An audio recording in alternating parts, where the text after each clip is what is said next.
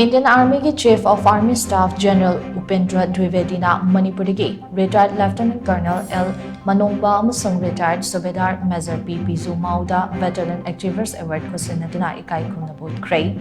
Wings of Hope Trust na thadorokpa cherulaman hai award asi ngarang Pune ki Back Center da pangthokpa Humputara Taret Suba Army Day Parade ki thauramda khutshinnarakibani. Veteran ani asina hotnakiba amadi kathokibasing adubu sakhangbu oina award ase khutshinnarakibani. Retired Lieutenant Colonel L. Manongba Taramathoi Suba Gorkha Rifles da service torami. Mahakna lamdam asigi manung huchinba mafam kaya da leiriba ex-servicemen kaya ga pau faunaduna makoida financial assistant yauna Army gi mateng kaya panghanaba hotnabada achouba thodang kaya lauki.